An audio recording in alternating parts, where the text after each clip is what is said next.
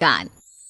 लक्ष्मी जी की 2 बहुएं थी, सुमन और राधिका, और 2 बेटे, अजय और सुशील। लेकिन लक्ष्मी जी के बहू बेटे उनको अपने साथ रखने को तैयार नहीं थे। बहुओं के तेज स्वभाव के चलते लक्ष्मी जी को अपना ही घर छोड़कर एक किराए की कोठरी में रहना पड़ रहा था। कुछ दिनों से उनके बेटों ने उन्हें पैसे देना भी बंद कर दिया था। ऐसी स्थिति में लक्ष्मी जी ने अपनी जमा पूंजी से एक छोटी सी दुकान खोली। एक दिन शाम के वक्त, अजी सुनते हो, तुम्हारी माँ ने दुकान खोली है। दुकान अब इस उम्र में दुकान पर बैठेगी वो। अब क्या किया जा सकता है, माँ की तो बुद्धि सठिया गई है। मोहल्ले में मजाक बनाएंगे सब हमारा। अरे जेठ जी, इसमें परेशानी क्या है अगर सासू माँ ने दुकान खोली है? हाँ, राधिका ठीक तो कह रही है। अपनी दुकान पर बैठी रहेगी, कम से कम हमें परेशान तो नहीं करेंगी। हाँ, वैसे बात तो ठीक है। खुद के 2 पैसे कमाएंगी तो कभी कभार हमें जो खर्चा देना पड़ता है ना, वो भी देने से बच जाएंगे हम लोग। फिर किस बात की परेशानी, खोलने दो माँ को दुकान, हमें क्या। वैसे भी अपनी कोठरी में चुपचाप रह रही है ना, चाहे दुकान खोले या मॉल बनाए, हमें उससे क्या लेना देना। अगले दिन सुमन अपनी सास की दुकान पर पहुंचती है। सासू माँ, आपकी दुकान में शक्कर है क्या? शक्कर जरा 1 किलो दे दीजिएगा। हाँ हाँ बहू, है ना, लो बेटा, 1 किलो क्यों, 2 किलो ले जाओ। सोच लो सासू माँ, घाटा हो जाएगा आपको, पैसे नहीं देने वाली मैं। देखो सुमन, ये मेरी दुकान है और यहाँ पर जो भी कोई सामान खरीदने आता है उसे पैसे तो देने ही पड़ते हैं।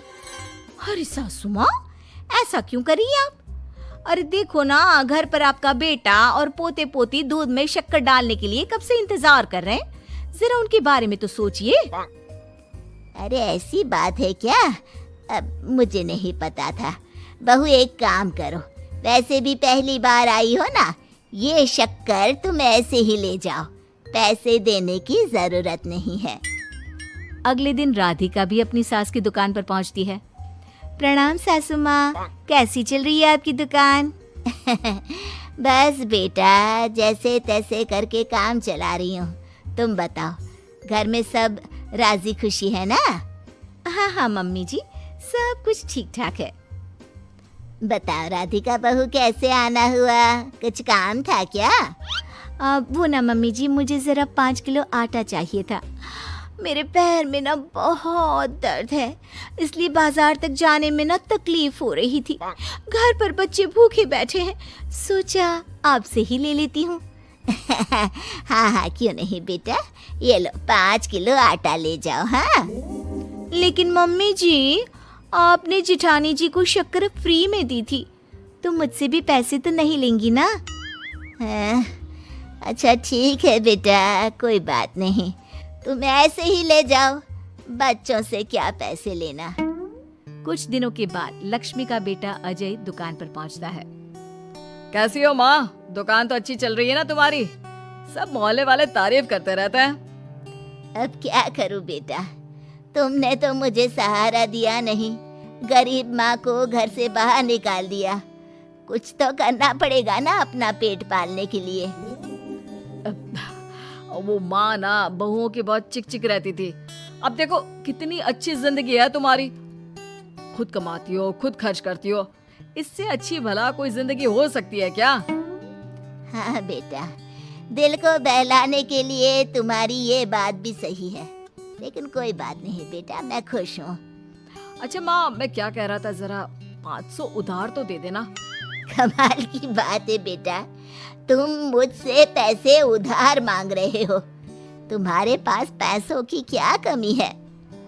अरे माँ, इस महीने की तनख्वाह नहीं आई और आप तो अपनी बहू को जानती है ना, उसे शॉपिंग करनी है, जल्दी वापस लौटा दूंगा माँ। ठीक है बेटा, ये लो 500 रुपए, लेकिन देखो कुछ दिनों में वापस दे देना, मुझे अपनी दुकान के लिए माल भी तो खरीदना है। हाँ हाँ ठीक है माँ, जल्दी पैसे लौटा दूंगा। बहुत दिनों तक अजय अपनी माँ लक्ष्मी के पैसे वापस नहीं देता और सुमन और राधिका बार बार किसी न किसी बहाने से अपनी सास लक्ष्मी की दुकान से बिना पैसे दिए खूब सारा सामान ले आती है, जिसकी वजह से लक्ष्मी को अपनी दुकान में बहुत घाटा होता है। फिर एक दिन जब राधिका सामान लेने के लिए लक्ष्मी की दुकान पर पहुंचती है, सासू माँ, जरा वो 1 किलो दाल तो देना।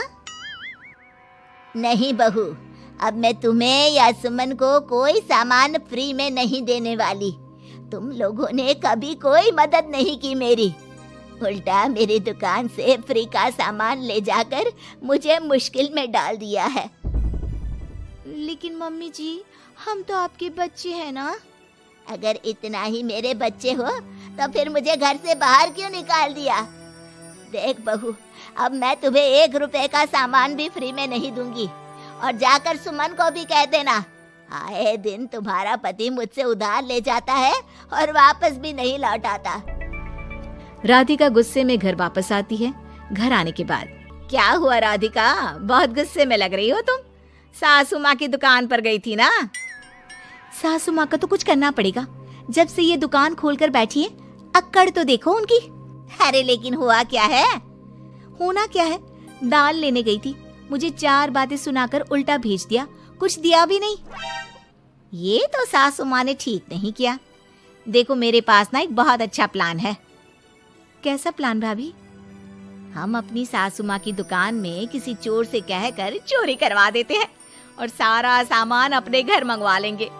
उसके बाद हमारे पास फ्री में सामान भी आ जाएगा और सासू माँ की अकल भी ठिकाने आ जाएगी। ठीक है भाभी, मैं आपका पूरा साथ दूंगी। अब जल्दी से ये काम करवा दीजिए। और 2 दिनों के बाद सुमन और राधिका एक चोर से मिलकर लक्ष्मी की दुकान में चोरी करवा देते हैं। हे भगवान, ये क्या हो गया? इस उम्र में जैसे तैसे अपना गुजारा कर रही थी, लेकिन चोर मेरा सारा सामान लेकर चले गए। अब क्या होगा? तभी वहां पर राधिका और सुमन पहुंच जाती है। क्या हुआ सासू माँ, बहुत दुखी लग रही हैं आप? अरे क्या बताऊं, मेरी दुकान का सारा माल चोरी हो गया। अब अगर आप अपने ही बहू बेटे को सामान नहीं देंगी तो ऐसा तो होगा ना सासू माँ। अब राधिका की बात सुनकर लक्ष्मी को यकीन हो जाता है कि इस चोरी के पीछे कहीं न कहीं उसकी दोनों बहुओं का ही हाथ है। लक्ष्मी एक प्लान बनाती है, पैसे उधार लेकर अपनी दुकान में फिर से खूब सारा सामान ले आती है। अरे भाभी, देखा आपने, सासू माँ की दुकान तो फिर से सामान से भर गई है। हाँ, वही तो मैं तो सोच रही थी कि एक बार में उनकी अकल ठिकाने आ जाएगी, पर लगता है फिर से कुछ करना पड़ेगा। लेकिन अब हम क्या कर सकते हैं? अरे वही जो हमने पहले किया था। इसका मतलब फिर से चोरी करवाएंगे? हाँ, उसके बिना हमारा काम कैसे चलेगा? और इस बार चोरी करने हम दोनों चलेंगे, कुछ नहीं छोड़ेंगे उनकी दुकान में। सुमन और राधिका दोनों मिलकर लक्ष्मी की दुकान में चोरी कर लेती हैं और सारा सामान चुपचाप अपने घर के स्टोर में लाकर रख देते हैं। लेकिन सुबह होते ही लक्ष्मी पुलिस लेकर सुमन और राधिका के घर पहुंच जाती है। इंस्पेक्टर साहब, मेरी इन दोनों बहुओं ने ही घर में चोरी की है। अरे ना ना इंस्पेक्टर साहब, ये हम पर झूठा इल्जाम लगा रही हैं। अरे हम क्यों इनकी दुकान में चोरी करने लगे? माँ, आपको शर्म नहीं आती अपनी बहू पर झूठा इल्जाम लगाते हुए?